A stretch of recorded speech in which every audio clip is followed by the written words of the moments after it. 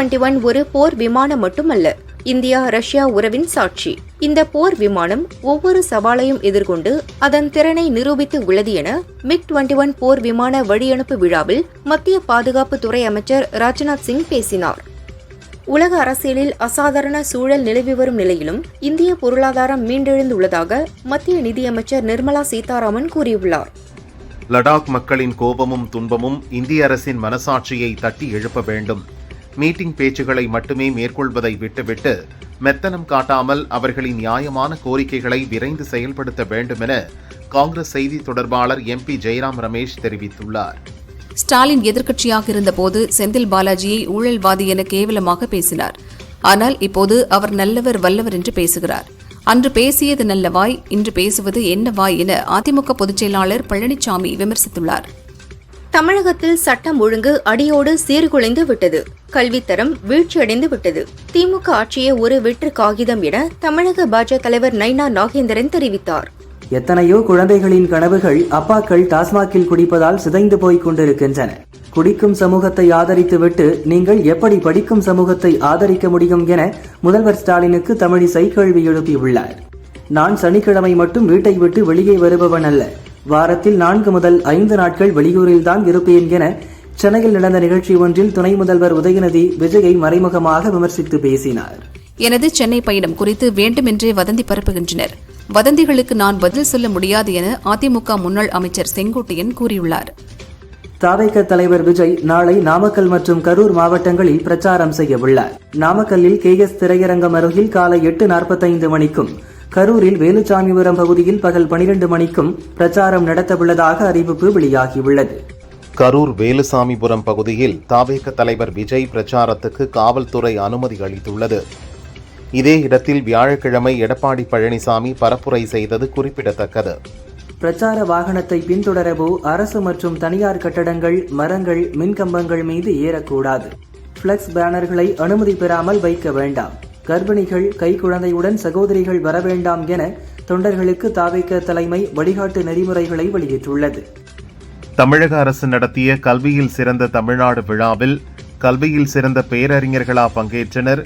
கல்வி சார்ந்த நிகழ்ச்சியில் கல்வியாளர்கள் பேச வைக்கப்படாதது ஏன் என நாதக தலைமை ஒருங்கிணைப்பாளர் சீமான் கேள்வி எழுப்பியுள்ளார்.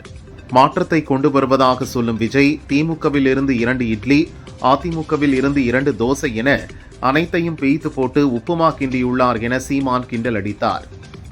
2026 சட்டசபை தேர்தலில் திமுகவுக்கு ஆதரவாக பிரச்சாரம் செய்வேன். விஜய்க்கு அரசியல் தெரியவில்லை, சினிமா வசனம் போல் மக்கள் மத்தியில் பேசுகிறார். 2026 தேர்தல் விஜய்க்கு அரசியலை பற்றி புரிய வைக்கும் என நடிகர் SP சேகர் கூறினார். சாதிவாரி கணக்கெடுப்பு சட்டவிரோதம் அல்ல, அது மாநில அரசின் உரிமை என கர்நாடக ஹைகோர்ட் தீர்ப்பளித்துள்ளது. இது தமிழகத்தில் புரிய வேண்டியவர்களுக்கு இனியாவது புரியுமா என பாமக தலைவர் அன்புமணி கேள்வி எழுப்பியுள்ளார். பாமக நிறுவனர் ராமதாஸை கொலை செய்ய வேண்டும் என்ற நிலைக்கு அன்புமணி ஆதரவாளர்கள் வந்துவிட்டனர். அத்துடன் ராமதாஸின் சமூக வலைதள கணக்குகளையும் முடக்கிவிட்டனர் என பாமக MLA அருள் கூறினார். வடமாநில பெண்கள் குறித்து அமைச்சர் TRB ராஜாவின் கருத்துக்கு பாஜக செய்தி தொடர்பாளர் சேஷாத் பூனவல்லா கண்டனம் தெரிவித்துள்ளார். மீண்டும் ஒருமுறை திமுக தனது எல்லையை கடந்துவிட்டது. உத்தரப்பிரதேசம், பீகார் உள்ளிட்ட வடமாநிலங்களை அவமானப்படுத்தியுள்ளது என்று தெரிவித்தார். கடும் மழை வெள்ளத்தால் பாதிக்கப்பட்டுள்ள பஞ்சாப் மாநிலத்துக்கு மத்திய அரசு முதற்கட்டமாக 1600 கோடி ரூபாய் நிதி ஒதுக்குவதாக அறிவித்தது. இந்த நிதி போதாது என்றும் 20,000 கோடி நிதி வழங்க வேண்டும் என பஞ்சாப் அரசு வலியுறுத்தி உள்ளது. 60 ஆண்டு சேவைக்கு பின் MiG-21 போர் விமானம் இன்றுடன் ஓய்வு பெறுகிறது. 1963இல் விமானப்படையில் சேர்க்கப்பட்டதில் இருந்து ராணுவ நடவடிக்கைகளில் முக்கிய பங்கு வகித்தது. MiG-21 ரக போர் விமானங்கள் அடிக்கடி விபத்துகளில் சிக்கியதால் இன்றுடன் ஓய்வு பெறுவதாக அறிவிக்கப்பட்டுள்ளது. மேற்கு கரையில் குடியிருப்புகளை அமைக்க இஸ்ரேல் மேற்கொண்டு வரும் நடவடிக்கை குறித்த கேள்விக்கு மேற்கு கரை பகுதிகளை இஸ்ரேலுடன் இணைக்க அனுமதிக்க மாட்டேன். இந்த நடவடிக்கைக்கு முற்றுப்புள்ளி வைக்க நேரம் வந்துவிட்டது என அமெரிக்க அதிபர் டிரம்ப் பதில் அளித்துள்ளார். ஈழத்தமிழர்கள் குறித்து தவிக தலைவர் விஜய் குரல் கொடுத்ததை மனதார மெச்சி வரவேற்கிறேன் என மதிமுக பொதுச் செயலாளர் வைகோ தெரிவித்துள்ளார். தமிழக சட்டப்பேரவை தேர்தலுக்கான போட்டி முன்கூட்டியே தொடங்கிவிட்டது. தமிழக மக்களும் ஆட்சி மாற்றத்தையே விரும்புகின்றனர். ஆட்சி மாற்றத்தை விரும்பும் யாராக இருந்தாலும் தேஜ கூட்டணிக்கு வரலாம் என தமாக தலைவர் ஜி.கே. வாசன் கூறியுள்ளார். தமிழக பட்ஜெட் நீர்ப்பாசன திட்டத்தில் இருந்துதான் துவங்க வேண்டும். நீர்ப்பாசன திட்டத்திற்கு உரிய நிதி ஒதுக்கீடு செய்தால்தான் விவசாயிகள் விவசாயம் செய்ய முடியும் என பாமக தலைவர் அன்புமணி தெரிவித்தார். விஜய் யார் எழுதி கொடுத்தாலும் வள்ளுவர் சொன்னது போல அதனுடைய உண்மைத்தன்மையை அறிந்து பேச வேண்டும் என போக்குவரத்து அமைச்சர் சிவசங்கர் தெரிவித்தார். தாவேகா கொடிக்கு தடை கோரும் மேல்முறையீட்டு மனு மீது விஜய் 6 வாரங்களில் பதிலளிக்க சென்னை ஹைகோர்ட் நோட்டீஸ் அனுப்பியுள்ளது. மகளிர் உரிமைத் தொகை இன்னும் அதிக பேருக்கு கிடைக்கும் என துணை முதல்வர் உதயநிதி உறுதியளித்துள்ளார். மகளிர் உரிமைத் தொகையை 90% மக்கள் மருத்துவத்துக்கு பயன்படுத்துகின்றனர் என்றும் தெரிவித்தார்.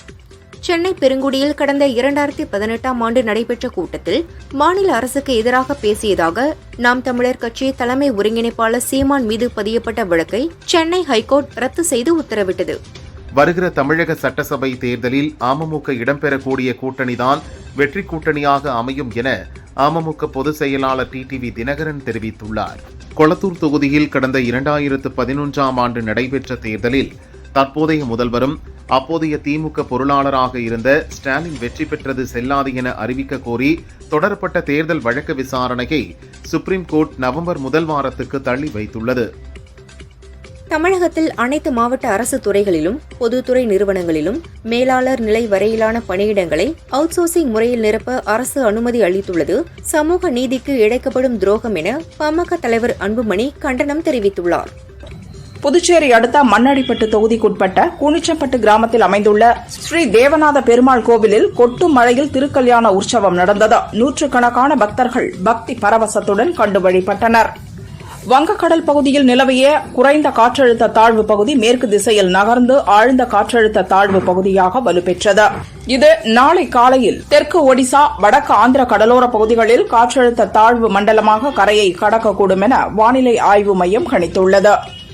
தமிழக அரசு நேற்று நடத்தியது கல்வி விழா போல் இல்லாமல் ஒரு இசை வெளியீட்டு விழா போன்று நடத்தப்பட்டுள்ளது. பள்ளி ஆண்டு விழாவில் மாறுவேடம் போட்டு பேசுவது போல நேற்று நாடகம் நடத்தியுள்ளனர். இது திராவிட மாடல் அல்ல, வெறும் விளம்பர மாடல் என நாதக தலைமை ஒருங்கிணைப்பாளர் சீமான் விமர்சித்துள்ளார். அதிமுக முன்னாள் சபாநாயகர் தனபால் உடல்நலக் குறைவால் சென்னையில் உள்ள தனியார் மருத்துவமனையில் அனுமதிக்கப்பட்டுள்ளார். மத மோதலை ஏற்படுத்தும் விதமாக செயல்பட்டதாக பாரதிய ஜனதா மாநில தலைவர் நயினார் நாகேந்திரன், அலுவலக உதவியாளர் அங்குராஜ் உட்பட 3 பேர் மீது 3 பிரிவுகளின் கீழ் வழக்கு பதிவு செய்யப்பட்டுள்ளது. தமிழகம் முழுவதும் அக்டோபர் 12ஆம் தேதி பாரதிய ஜனதா தேசிய தலைவர் ஜே.பி. நட்டா தலைமையில் பாரதிய ஜனதா சார்பில் யாத்திரை நடைபெறவுள்ளது என தமிழக பாரதிய ஜனதா தலைவர் நயினார் நாகேந்திரன் தெரிவித்தார். இந்தியாவிலேயே தமிழகத்தில் போதைப்பொருள் புழக்கம் அதிகரித்துள்ளது என்ற ஆய்வு முடிவுகளை திசை திருப்பவே தொடர்ந்து ஸ்டாலின் பாராட்டு விழா நடத்தி வருகிறார் என எதிர்க்கட்சி துணைத் தலைவர் உதயகுமார் தெரிவித்தார். கடந்த 2011இல் நடந்த தமிழக சட்டசபை தேர்தலில் சென்னை கொளத்தூர் தொகுதியில் போட்டியிட்ட ஸ்டாலின் வெற்றி பெற்றதற்கு எதிரான வழக்கில் ஆதாரங்கள் வழக்கு தொடர்பாக ஆவணங்களை சமர்ப்பிக்க சுப்ரீம் கோர்ட் உத்தரவிட்டுள்ளது. தெலங்கானாவில் அடுத்த கல்வியாண்டிலிருந்து மாணவர்களுக்கு காலை உணவு திட்டம் வழங்கப்படும் என அறிவித்த முதல்வர் ரேவந்த் ரெட்டிக்கு தமிழக முதல்வர் ஸ்டாலின் நன்றி தெரிவித்துள்ளார். உங்களுடன் ஸ்டாலின் முகாமில் கொடுக்கக்கூடிய மனு ஆற்றில் கிடைக்கிறது என அதிமுக பொதுச் செயலாளர் பழனிசாமி குற்றம் சாட்டினார். லடாக்கில் தனி மாநில அந்தஸ்து கேட்டு நடந்த போராட்டத்தின் போது ஏற்பட்ட வன்முறை தொடர்பாக சமூக ஆர்வலர் சோனம் வாங்சுக் தேசிய பாதுகாப்பு சட்டத்தின் கீழ் கைது செய்யப்பட்டார். துணை ஜனாதிபதியாக பதவியேற்ற பின் சி.பி. ராதாகிருஷ்ணன் முதல் முறையாக அக்டோபர் 4ஆம் தேதி தமிழகம் வருகிறார். 2 நாள் பயணத்தை முடித்துவிட்டு அவர் டெல்லி புறப்பட்டு செல்வார் என தகவல் வெளியாகி உள்ளது.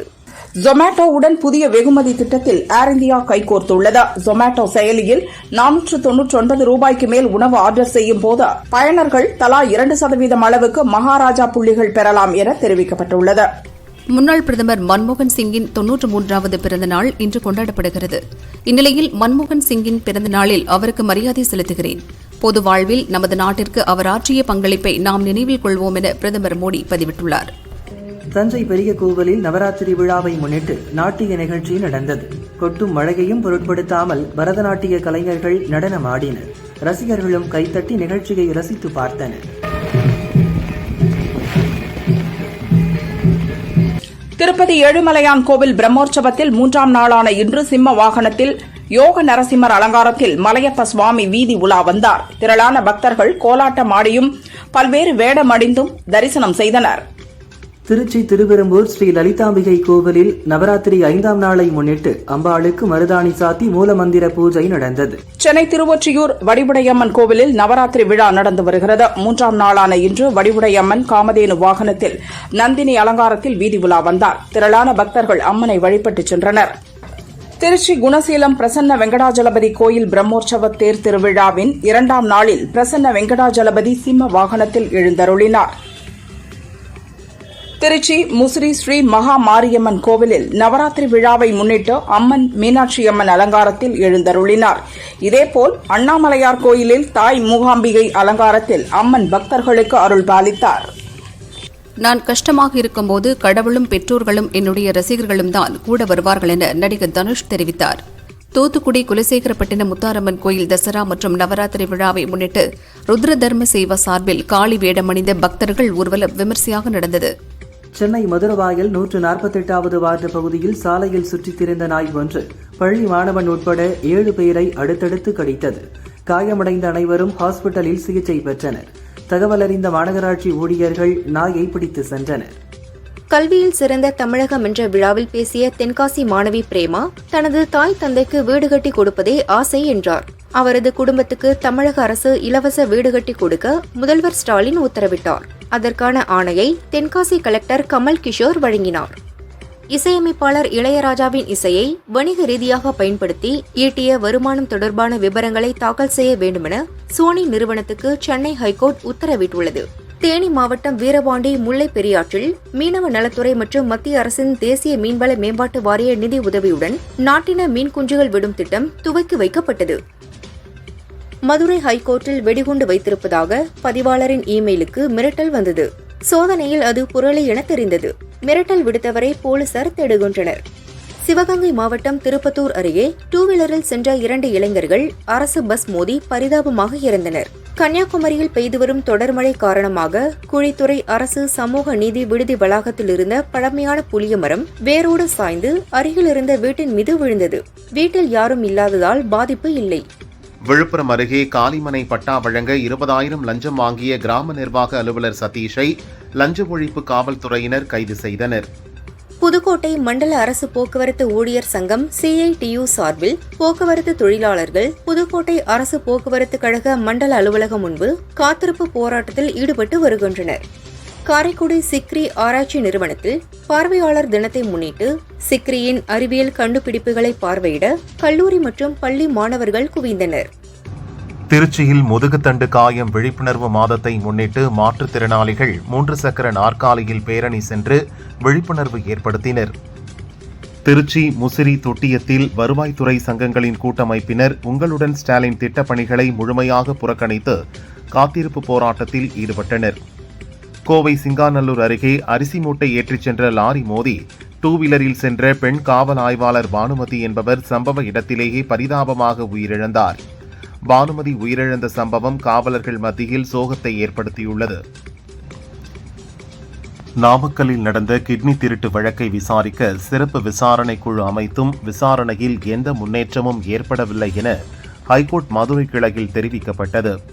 சிபிஐ விசாரணை கோரி சுப்ரீம் கோர்ட்டில் மனு தாக்கல் செய்துள்ளதை அடுத்து விசாரணை தள்ளி வைக்கப்பட்டுள்ளது.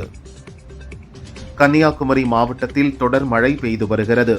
இதன் காரணமாக கோட்டூர் கோணத்தில் இருந்து சாஸ்தா கோயிலுக்கு செல்லும் சாலையில் மழைநீர் வெள்ளம் போல் பெருக்கெடுத்து ஓடுகிறது. சென்னை நுங்கம்பாக்கம் கல்லூரி சாலையின் பெயரை ஜெய்சங்கர் சாலை என்று தமிழக அரசு மாற்றியுள்ளது. இதற்கான பெயர் பலகையை முதல்வர் ஸ்டாலின் இன்று திறந்து வைத்தார். திருவள்ளூர் மாவட்டம் எளாவூரில் உள்ள சோதனைச் சாவடியில் லஞ்ச ஒழிப்புத்துறை போலீசார் நடத்திய சோதனையில் கணக்கில் வராத 3,54,000 ரூபாய் பறிமுதல் செய்யப்பட்டது. மோட்டார் வாகன ஆய்வாளர்கள் ராஜன் மற்றும் குமாரிடம் லஞ்ச ஒழிப்பு போலீசார் விசாரிக்கின்றனர். ஜப்பானின் தலைநகர் டோக்கியோவில் ATP டென்னிஸ் தொடர் நடக்கிறது. ஆண்கள் இரட்டையர் பிரிவு முதல் சுற்றில் இந்தியாவின் போபண்ணா ஜப்பானின் டகெரு யூஜுகி ஜோடி நார்வேயின் காஸ்பர் ரூடு ஆஸ்திரேலியாவின் தாம்சன் ஜோடியை வீழ்த்தி காலிறுதிக்கு முன்னேறியது. புதுச்சேரியில் ஆபரேஷன் விடியல் நடவடிக்கையால் பறிமுதல் செய்யப்பட்ட 56 கிலோ கஞ்சாவை தீ வைத்து அழிக்க கோர்ட் உத்தரவிட்டது. இதனையடுத்து போலீசார் மற்றும் போதைப்பொருள் தடுப்புக் குழுவினர் கஞ்சாவை தீ வைத்து அழித்தனர். காலாண்டு விடுமுறையில் தனியார் பள்ளிகள் சிறப்பு வகுப்புகள் நடத்தக்கூடாது என பள்ளிக் கல்வித்துறை உத்தரவிட்டுள்ளது. சென்னையில் ஹைகோர்ட் டிஜிபி அலுவலகம் உள்ளிட்ட பல்வேறு முக்கிய இடங்களுக்கு இமெயில் மூலம் வெடிகுண்டு மிரட்டல் விடுக்கப்பட்டுள்ளது. மீண்டும் மீண்டும் வெடிகுண்டு மிரட்டல் விடுக்கப்படுவதால் பொதுமக்களும் அலுவலர்களும் பீதியடைந்துள்ளனர். தமிழகத்தில் கடந்த ஆண்டை விட இந்த ஆண்டில் 1.68 லட்சம் லிட்டர் பால் கொள்முதல் அதிகரித்துள்ளது. ஆவினுக்கு பால் வழங்கும் உற்பத்தியாளர்களுக்கு ரூபாய் 636 கோடி ஊக்கத்தொகை வழங்கப்பட்டுள்ளது. ஆவினில் தயாரிக்கும் இனிப்பு வகைகளின் தீபாவளி விற்பனையை கடந்த ஆண்டை காட்டிலும் அதிகரிக்க நடவடிக்கை எடுக்க வேண்டும் என சென்னையில் நடந்த ஆய்வுக் கூட்டத்தில் அமைச்சர் மனோ தங்கராஜ் பேசியுள்ளார். ஆசிரியர் தேர்வு வாரியம் மூலம் உதவி பேராசிரியர் தகுதி தேர்வாக தமிழகத்தில் கடந்த மார்ச் மாதம் நடைபெற்ற 2024ஆம் ஆண்டுக்கான TNSET தேர்வு முடிவுகள் வெளியாகியுள்ளது. தேர்வர்கள் TRB அதிகாரப்பூர்வ இணையதளத்தில் பதிவு எண் மற்றும் பிறந்த தேதி உள்ளிட்டு முடிவுகளை அறிந்து கொள்ளலாம். திருச்சியிலிருந்து துபாய் சென்ற ஏர் இந்தியா எக்ஸ்பிரஸ் விமானம் தரையிறங்கும் போது பைலட் பயணிகளுக்கு தமிழில் அறிவிப்பு விடுத்தார். விமான பயணிகள் மகிழ்ச்சியடைந்தனர். சென்னையில் இன்று ஆபரண தங்கத்தின் விலை சவரனுக்கு 320 ரூபாய் அதிகரித்து ஒரு சவரன் 84,400 ரூபாய்க்கும் ஒரு கிராம் 10,550 ரூபாய்க்கும் விற்பனையாகிறது. வெள்ளி கிராமுக்கு 3 ரூபாய் உயர்ந்து ஒரு கிராம் 153 ரூபாய்க்கு விற்கப்படுகிறது. மேற்கு தொடர்ச்சி மலைப்பகுதிகளில் பெய்த கனமழையால் முல்லைப் பெரியாறு அணைக்கு நீர்வரத்து வினாடிக்கு 340 கன அடியிலிருந்து வினாடிக்கு 1152 கன அடியாக அதிகரித்துள்ளது. மேற்கு திசை காற்றின் வேக மாறுபாடு காரணமாக கன்னியாகுமரியில் கனமழை பெய்து வருகிறது. திற்பரப்பு அருவியில் தண்ணீர் ஆர்ப்பரித்து கொட்டுவதால் சுற்றுலாப் பயணிகளின் பாதுகாப்பு கருதி அருவியில் குளிக்க தடை விதிக்கப்பட்டுள்ளது. கன்னியாகுமரி மாவட்டத்தில் நேற்று இரவு முதல் கனமழை பெய்து வருகிறது. இதன் காரணமாக கன்னியாகுமரி மாவட்டத்தில் பள்ளிகளுக்கு மட்டும் இன்று விடுமுறை அறிவித்து கலெக்டர் உத்தரவிட்டுள்ளார். ராமேஸ்வரம் விமான நிலைய திட்டத்திற்காக அடையாளம் காணப்பட்டுள்ள இடங்களில் சாத்தியக்கூறு ஆய்வு செய்ய இந்திய விமான நிலையங்களின் ஆணையத்திற்கு கடிதம் எழுதுமாறு தமிழக அரசை டிட்கோ எனப்படும் தமிழக தொழில் வளர்ச்சி நிறுவனம் வலியுறுத்தியுள்ளது. சாலைகளில் விபத்துக்குள்ளான நாய், ஆடு, மாடு போன்றவற்றை மீட்டு மருத்துவமனையில் சேர்ப்போருக்கு உதவித்தொகை வழங்க தமிழக அரசு முடிவு செய்து நிதி ஒதுக்கப்பட்டுள்ளது. எவ்வளவு தொகையை வழங்குவது என்பது குறித்து ஆலோசனை நடந்து வருகிறது. திருவண்ணாமலை கோயிலில் புதிய கட்டுமானங்கள் அமைக்க ஹைகோர்ட் தடை விதித்துள்ளது. அக்டோபர் 5ஆம் தேதி கோயிலில் ஆய்வு செய்ய உள்ளோம் என நீதிபதிகள் தெரிவித்தனர். தமிழகத்தில் 16 லட்சம் பேர் காய்ச்சலால் பாதிக்கப்பட்டுள்ளனர். எனவே பள்ளி செல்லும் குழந்தைகள் முகக்கவசம் அணிந்து செல்வதை உறுதிப்படுத்துங்கள் என பொது சுகாதாரத்துறை தெரிவித்துள்ளது. அக்டோபர் 1ஆம் தேதி ஆயுத பூஜை, 2ஆம் தேதி விஜயதசமியாக வருவதால் அக்டோபர் 3ஆம் தேதி வெள்ளிக்கிழமையை விடுமுறையாக அறிவிக்க வேண்டும் என அரசு அலுவலர் ஒன்றிய மாநில தலைவர் அமிர்தகுமார் கோரிக்கை விடுத்துள்ளார். கமுதி அருகே உப்பங்குளம் கிராமத்தில் பெண்ணுடன் தகாத உறவில் இருந்ததாக கூறி போலீஸ் எஸ்ஐயை பெண்ணின் உறவினர்கள் அரிவாளால் வெட்டினர். ஐநா சபை கூட்டத்தில் பங்கேற்க சென்ற இஸ்ரேல் பிரதமர் பெஞ்சமின் நெதன்யாகுவின் விமானம் ஐரோப்பிய வான்வெளியை தவிர்த்த மாற்று வழியில் பயணம் மேற்கொண்டது. அக்டோபர் 1ஆம் தேதி முதல் மருந்து பொருட்களின் இறக்குமதிக்கு அதிபர் டிரம்ப் 100% வரியை அறிவித்தார். சமையலறை மற்றும் கழிவறை உபகரணங்களுக்கு 50% வரியும், பர்னிச்சருக்கு 30% வரியும் விதிக்கப்பட்டுள்ளது. பல நாடுகள் தங்கள் சொந்த மக்களிடமிருந்து தொழிலாளர் தேவைகளை பூர்த்தி செய்ய முடியாது. உலகளாவிய பணியாளர்களின் தேவையை புறக்கணிக்க முடியாது என வெளியுறவு அமைச்சர் ஜெய்சங்கர் கூறினார். தென்கொரியாவின் குவான்ஜோ நகரில் நடக்கும் உலக பாரா வில்வித்தை சாம்பியன்ஷிப் பெண்களுக்கான காம்பவுண்ட் தனிநபர் பிரிவு போட்டி அரையிறுதியில் இந்தியாவின் ஷீதல் தேவி பிரிட்டனின் ஜோடி கிரிங்ஹாமை வீழ்த்தி ஃபைனலுக்கு முன்னேறினார். இலங்கை தலைநகர் கொழும்புவில் 17 வயதுக்கு உட்பட்டோருக்கான தெற்காசிய கால்பந்து சாம்பியன்ஷிப் 10வது சீசனில் அரையிறுதியில் இந்தியா நேபாளத்தை வீழ்த்தி ஃபைனலுக்கு முன்னேறியது. IPL தொடரில் விளையாடி வரும் ராஜஸ்தான் ராயல்ஸ் அணியின் தலைமை பயிற்சியாளராக இருந்த ராகுல் டிராவிட் விலகினார். புதிய தலைமை பயிற்சியாளராக குமார் சங்ககாரா நியமிக்கப்பட்டுள்ளார். விதார்த் நடிப்பில் அடுத்து வெளியாகவிருக்கும் படம் மருதம். கஜேந்திரன் இயக்கியுள்ளார். ரச்சனா ஹீரோயினாக நடித்துள்ளார். விதார்த் கூறியதாவது: விவசாயிகளின் வாழ்வியலை, விவசாயத்தின் அவசியத்தை அழுத்தமாக பேசும் படம் மருதம். இதில் விவசாயியாக நடித்துள்ளேன். வலிகள் நிறைந்த கதை. விவசாயிகளின் பிரச்சனைகளில் இதுவும் ஒன்று. ஆனால் இதுவரை பேசப்படாத ஒன்றாக இருக்கும். நிறைய விவாதங்களை ஏற்படுத்தும் என்றார். செய்தி பார்க்க எந்த தளத்திற்கு போனாலும் கொலை, போர், கொடுமை காட்சிகள் எளிதாக பரிமாறப்படுகிறது. நாம் தேடாவிட்டாலும் தினமும் அதை நுகர்கிறோம் என நடிகை நிவேதா பித்துராஜ் வேதனை தெரிவித்துள்ளார். இந்த அளவு வன்முறை நம்முள் உள்ள மனிதத்தன்மையை அழித்துவிடும். தகவலை அறிய வேண்டுமென்றால் வேறு வழி தேவை என்றும் குறிப்பிட்டுள்ளார். ரஜினியின் கூலி படத்தில் சிறு வேடத்தில் நடித்தார் ரெபா மோனிகா ஜான். இது பற்றி இவர் கூறும்போது, இந்த படத்தில் நடித்தபோது கொஞ்சம் ஏமாற்றமடைந்ததோடு அப்செட்டும் ஆனேன். எனக்கு இன்னும் காட்சிகள் கொடுத்திருக்கலாம். ஆனால் சில நேரங்களில் நாம் நினைப்பது போல நடக்காது. இருந்தாலும் ரஜினியுடன் நடிக்க வாய்ப்பு கிடைத்தது மகிழ்ச்சி என்கிறார். நடிகை ஜான்வி கபூர் நடிப்பில் அடுத்து சன்னி சன்ஸ்காரிக்கு துளசிகுமாரி என்ற ஹிந்தி படம் வெளியாகிறது. இவரது அம்மா ஸ்ரீதேவியுடன் இவரை ஒப்பிட்டு நிகழ்ச்சி ஒன்றில் கேள்வி எழுந்தது. அதற்கு ஜான்வி, என் அம்மா மாதிரி என்னால் வர முடியாது, அவருடன் என்னை ஒப்பிட வேண்டாம். சினிமாவில் அவர் 300 படங்களில் நடித்துள்ளார். அவரளவுக்கு என்னால் சினிமாவில் சாதிக்க முடியாது. என்றாலும் அவரது பெயரை காப்பாற்ற வேண்டும் என்ற எண்ணம் அதிகம் உள்ளது என்றார். சுஜித் இயக்கத்தில் பவன் கல்யாண், பிரியங்கா மோகன், அர்ஜுன் தாஸ் நடிப்பில் திரைக்கு வந்துள்ள தெலுங்கு படம் ஓஜி. 250 கோடி ரூபாய் பட்ஜெட்டில் தயாராகியுள்ள இப்படம் முதல் நாளில் உலகம் முழுக்க 154 கோடி ரூபாய் வசூலித்துள்ளதாக படக்குழு அறிவித்துள்ளது. வினோத் இயக்கத்தில் விஜய், பூஜா ஹெக்டே, பாபி தியோல் நடித்துள்ள படம் ஜனநாயகன். அடுத்த ஆண்டு ஜனவரி 9 படம் ரிலீஸ் ஆகும் நிலையில் இதன் இசை வெளியீட்டு விழாவை மலேசியாவில் டிசம்பர் 27 வெளியிட திட்டமிட்டுள்ளனர். விஜயின் கடைசி படம் என்பதால் அரசியல் பேச்சு நிறைய இருக்கும் என்று தெரிகிறது. ஹிந்தியில் வினில் வாசு இயக்கத்தில் நடிகை சன்னி லியோன் கவுர் வெர்சஸ் கோர் என்ற படத்தில் 2 வேடங்களில் நடிக்கிறார். அதில் ஒரு வேடம் AI தொழில்நுட்பத்தில் உருவாகிறது. ஒன்று சூப்பர் உமன் கதாபாத்திரமாகவும் மற்றொன்று AI சக்தி கொண்ட அவதாரமாகவும் இப்படக்கதை தயாராகிறது. தமிழ் சினிமாவின் முக்கியமான அடையாளம் ஏவிஎம். இந்த நிறுவனத்திற்கு சொந்தமாக சென்னை வடபழனியில் ஏவிஎம் ராஜேஸ்வரி தியேட்டர் இயங்கி வந்தது. 50 ஆண்டுகளாக செயல்பட்டு வந்த இந்த தியேட்டர் இப்போது இடிக்கப்படுகிறது. தியேட்டரின் மலரும் நினைவுகளை ரசிகர்கள் பகிர்கின்றனர்.